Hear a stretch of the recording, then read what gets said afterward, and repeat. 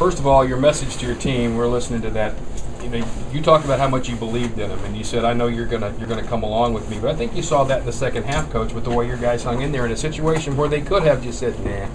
No, Rick, you're exactly right. There are a lot of reasons. A guy could use a lot of excuses, and I was very pleased our guys didn't do that. They just battled and continued trying to find a way.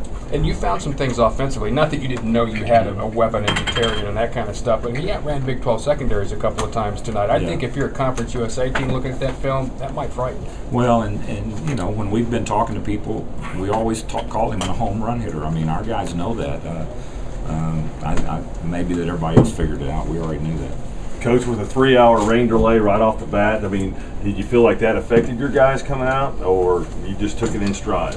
Well, I think it affected both of us. I don't think there's any way to diminish it, but the thing is, it's fair. I mean, they did the same thing we did, and the thing I was most concerned about as it wore on was just knowing that we'd have a 3.5, 4-hour game, and pregame meal was at 5 o'clock. Right. And so we did what we could. I'm sure they did as well. But, I mean, we had fruits and all that kind of stuff while they were on their break and tried to get some energy bars in them. And we actually had peanut butter sandwiches at halftime, just trying to get some quick energy. Right. But that's the part I was more concerned about, was just the physical toll that it took, not so much the emotional. Guys can stay up late. They can handle that part of it. Yeah, they're young. They do this anyway, or at least they probably don't tell you they do it, Right. but some of them do, I'm sure. Does this affect your schedule, though, as you go into the week? Well, it'll certainly affect it a little bit tomorrow. We're going to go ahead and I already talked to them. I mean, our players don't show up till tomorrow afternoon, so we'll still do that and get them to come in and run and try to get the soreness out and those kind of things. And we won't keep them real long, but we want to be able to watch our film. And you've got to take advantage of learning and evaluating and still trying to build off of what we have. And then we've got to get right to it. I mean, it's we don't have any time off to get ready for Boise.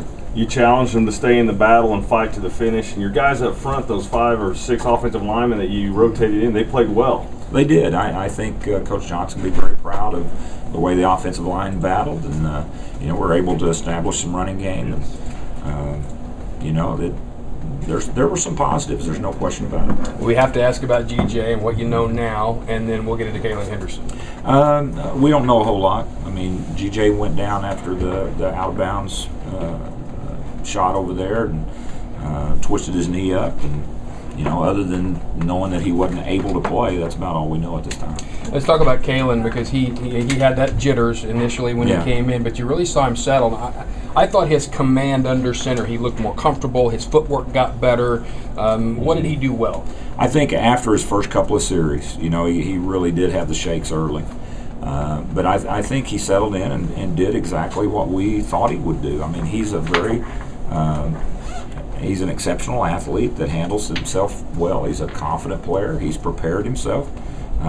It's kind of like we talk about it. You're always one play away, but a guy, they kind of believe it, but he'll be in here first thing tomorrow, and he'll have a little more intensity getting ready. You keep challenging your guys with new opportunities, and you're going to travel to Boise next week, and how do you prepare that way?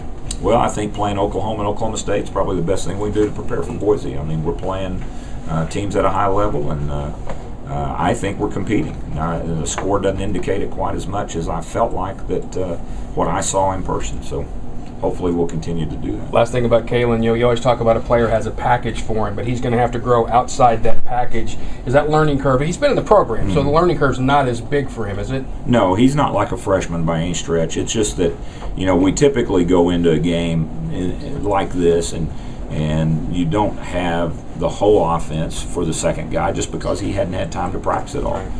You focus in, and so if he's getting the majority of the reps, then he will have the whole shooting match next week. So we'll see how it goes. Hopefully GJ will be back as well. So we haven't written that off either. Absolutely, get as many as you can. All right, Coach. Thanks very much. All right, try to get some rest. Okay. All right, Thanks, Coach. that's it, Coach Blankenship.